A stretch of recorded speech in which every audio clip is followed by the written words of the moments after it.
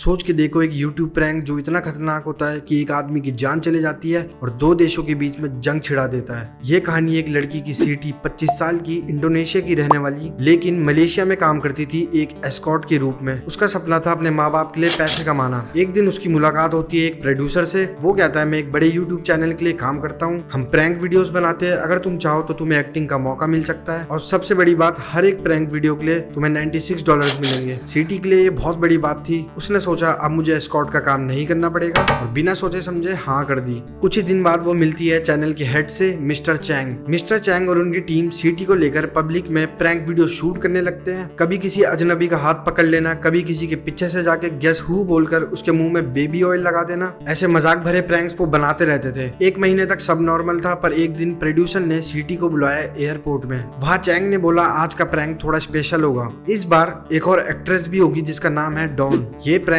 Double prank होने वाला था, पहले सीटी करेगी फिर डॉन। चैंग ने सीटी के हाथ में कुछ बेबी ऑयल जैसा डाला और सामने से इशारा करके बोला कि जाओ उस आदमी पर प्रैंक करो। सीटी छुपके से उस आदमी के पीछे जाकर उस आदमी की आंखों में हाथ रखती है और बोलती है गेस हु। उसके हाथों का ऑयल उस आदमी के चेहरे पे लग जाता है और कुछ सेकंड बाद डॉन भी आती है और वो भी वही करती है। दोनों हंसते हुए भागकर बाथरूम में जाकर हाथ धो लेती है, लेकिन उस आदमी को कुछ अजीब लगता है। वो जाता है एयरपोर्ट सिक्योरिटी के पास और कहता है दो औरतों ने मेरे चेहरे पे कुछ लगाया है, मुझे कुछ ठीक नहीं लग रहा। सिक्योरिटी उसे मेडिकल रूम में ले जाती है और कुछ ही देर में उसकी तबीयत इतनी खराब हो जाती है कि उसकी रास्ते में ही मौत हो जाती है। अब सवाल यह है कि वो आदमी कौन था? वो था Kim Jong Nam, North Korea के पुराने डिक्टेटर किंग जोंग इल का बेटा और current dictator king Jong Un का बड़ा भाई। कभी ये आदमी खुद सुप्रीम लीडर बनने वाला था, लेकिन उसकी सोच ज्यादा मॉडर्न थी जो उसके पिता और भाई को बिल्कुल पसंद नहीं थी। एक बार नाम जापान गया फेक पासपोर्ट के साथ। अपने बेटे को वो टोक्यो डिज्नीलैंड में ले जाना चाह रहा था और जब ये बात नॉर्थ कोरिया के लीडर को पता चली तो वो भड़क गया, ये सोच के कि हमारे देश का वारिस डिज्नीलैंड जा रहा है। उस दिन से किंग जोंग नाम उनकी नजरों में गिर गया और जब किंग जोंग इल की मौत हुई तो पावर मिल गई किंग जोंग उन को, जिसको अपने भाई से अंदर ही अंदर बहुत ज्यादा नफरत थी। कई सालों तक किंग जोंग उन ने अपने भाई को मरवाने की कोशिश की और आखिर में उसने एक प्लान बनाया, एक ऐसा प्लान जिसमें दो अनजान लड़कियां बिना जाने किसी को मार दे। वो लड़कियां थी सीटी और डॉन। जिस दिन एयरपोर्ट में प्रैंक हुआ वो बेबी ऑयल असल में बेबी ऑयल नहीं था। सीटी के हाथ में था केमिकल ए और डॉन के हाथ में था केमिकल बी और जब वो दोनों केमिकल मिलते हैं तो वो बनाते हैं एक डेडली नर्व एजेंट जिसको बोलते हैं VX। ये एक वेपन ऑफ मास डिस्ट्रक्शन है जो कुछ ही सेकंड में इंसान को मार देता है और VX ने यही किया। किंग जोंग नाम वहीं पे मर गया। मिस्टर चैंग और सारे प्रोड्यूसर्स नॉर्थ कोरिया स्पाइस थे और वो तुरंत ही मलेशिया से भाग गए और नॉर्थ कोरिया ने कह दिया कि हमारा इससे कोई लेना देना नहीं है। पर मलेशिया और इंडोनेशिया के बीच में तनाव बढ़ गया क्योंकि दोनों लड़कियां सीटी और डॉन वहीं पकड़ी गई थी। जब पुलिस वाले उसके घर में पहुंचे वो हंसते हुए बोली कि अच्छा प्रैंक है, लेकिन जब उसे पता लगा कि एक आदमी मर गया है तो उसके पैरों तले जमीन खिसक गई। दोनों पर मर्डर का केस चला और दोषी साबित होती तो फांसी मिलती। 2 साल तक मुकदमा चलता रहा और इंडोनेशियन गवर्नमेंट ने सीटी की मदद करी क्योंकि वो वहाँ की नागरिक थी और कुछ टाइम बाद उसके सारे चार्जेस हटा दिए गए और वो फ्री हो गई। डॉन में भी कुछ चार्जेस लगे पर कुछ टाइम बाद उसको भी छोड़ दिया गया। जहाँ एक सिंपल यूट्यूब प्रैंक बन गया इंटरनेशनल मर्डर मिस्ट्री।